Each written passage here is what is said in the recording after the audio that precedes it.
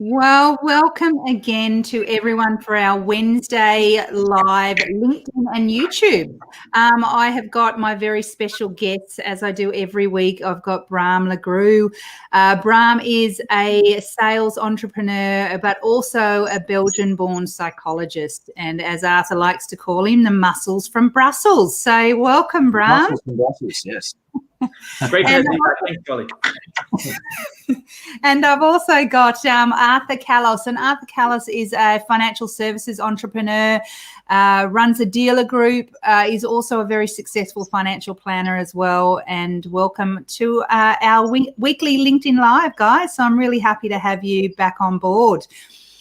We've been doing these now for a couple of months, and I love the fact that we get to share for a really short period of time just some of the things that are cropping up or popping up or happening with some of the meetings that we're having, whether it be with financial service professionals or whether it be outside of the industry as well.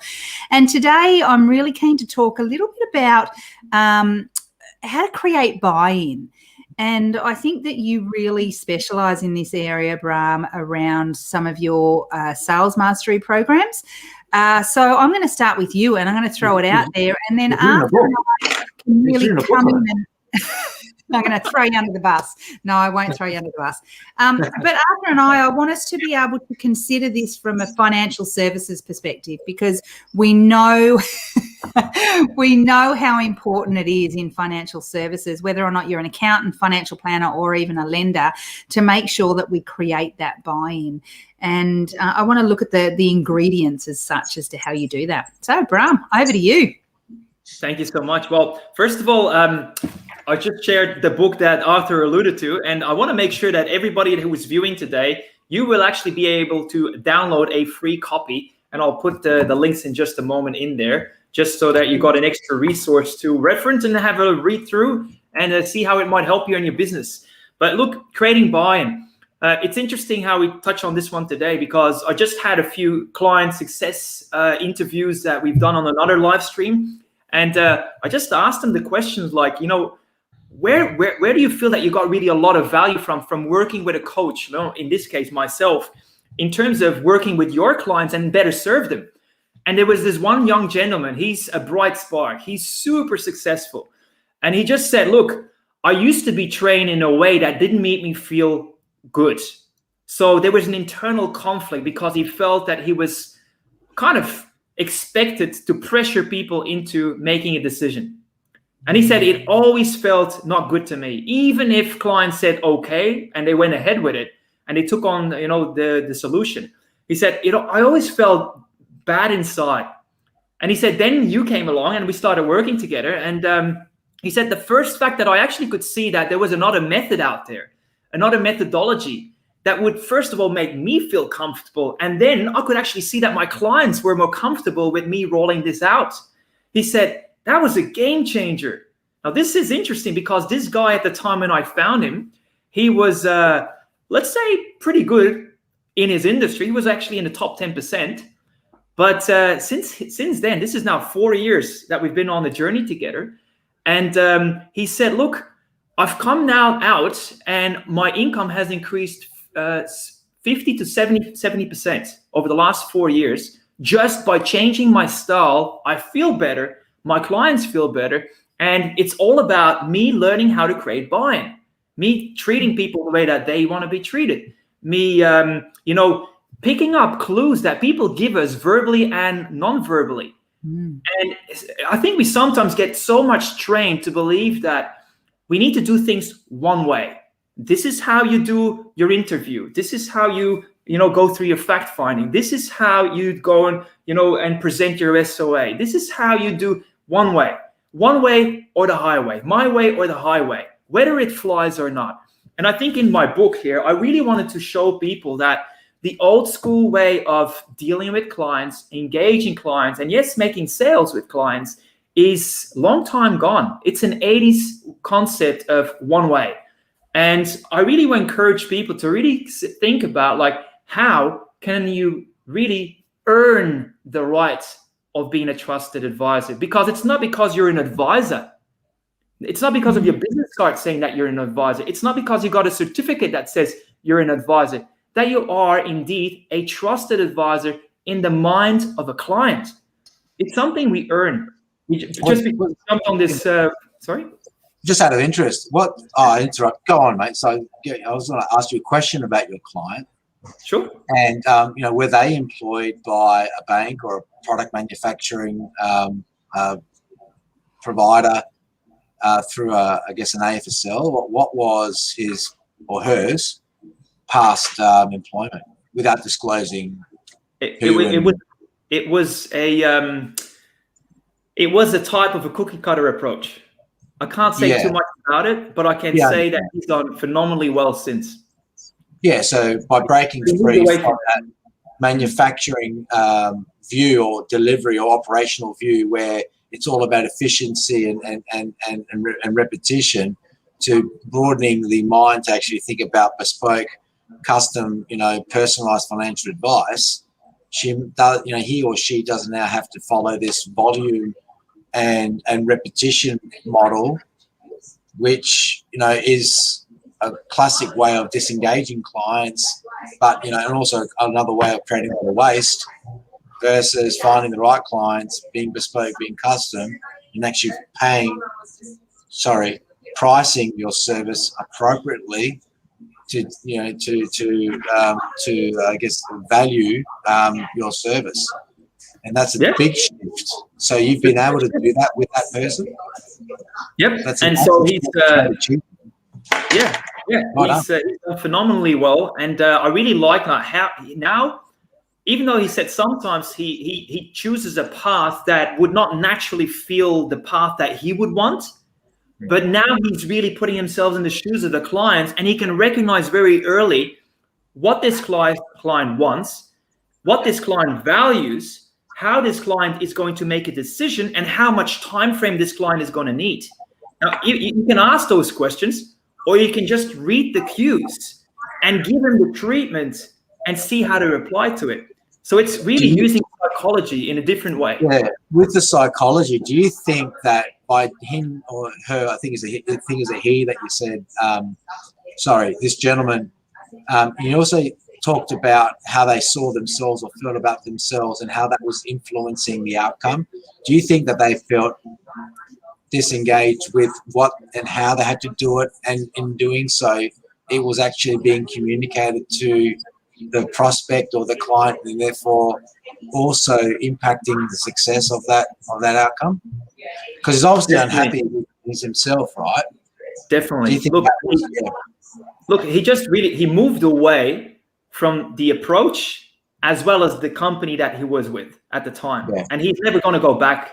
He's never going to go back to anything similar. In fact, he openly disclosed with me that he was actually poached recently by another type of business like that would do it exactly the same way again. And he straight away had the alarm bells go off and basically turned it down right from the get-go, because he knew that it wasn't the right environment for him to be part of, because it wasn't resonating with his own values. And so he said, his moral compass. So he said, how can I expect my clients to really buy into a value proposition that I personally don't subscribe to? That was his reasoning. Well done, mate. That's a great achievement and such a big impact to your client. Well done. That's huge.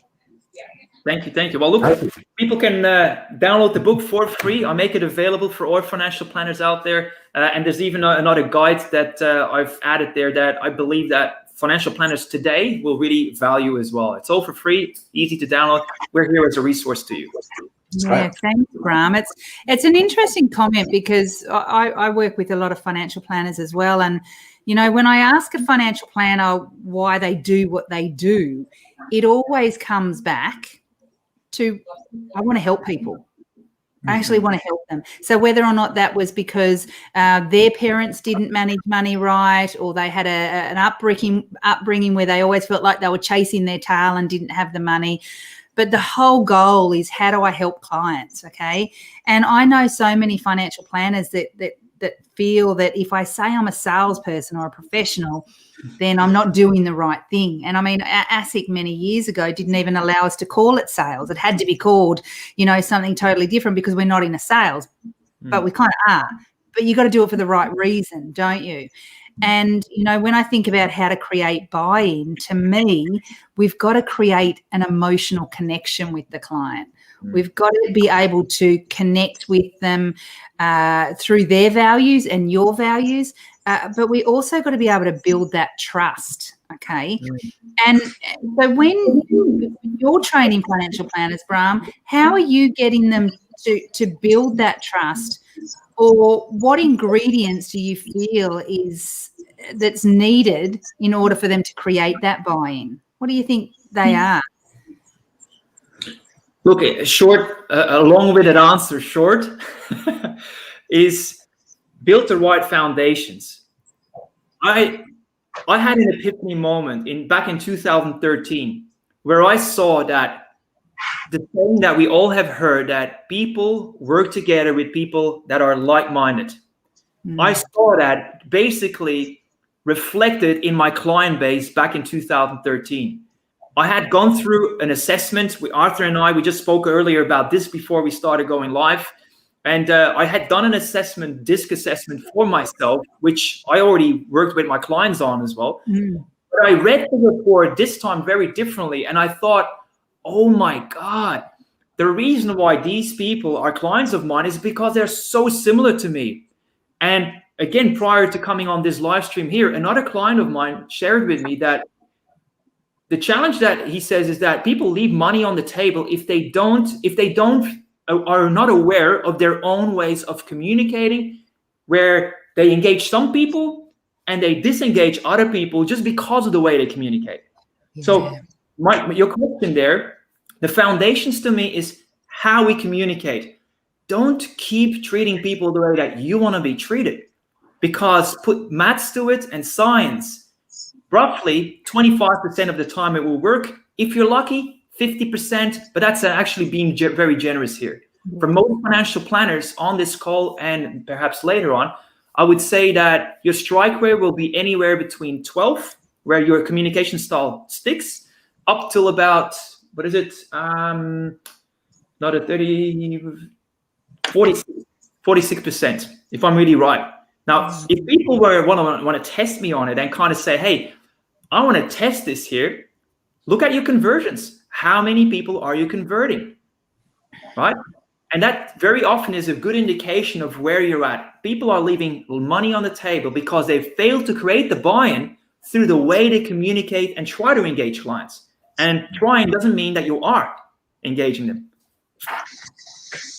Yep. That's it. Yeah, I think it's excellent examples, and it's interesting that we talk about creating buy-in, and how do you get a lone financial services professional to make a change and take a leap of faith, and so that whole like-minded environment of people around you is ever more so important. And why I think that community today is a real big point of difference, and why it's so important that as a financial services professional, you make sure that you have access to a community or a group of similar type persons that can help you, I guess, realize more about yourself and give you the courage to address some of the gaps that you might deep down believe you have, and not have the confidence or the know-how on how to, address it. A similar, I can share a similar story around, what we do at Spark is we actually get all the advisors together quite regularly, and we have, open forums, and there's a peer group forum that we run. And, it's in those forums where people actually begin to share what they do around a certain issue. And then that kind of sparks the urgency or the ideas from the others that go, you know what, I need to probably do something there myself.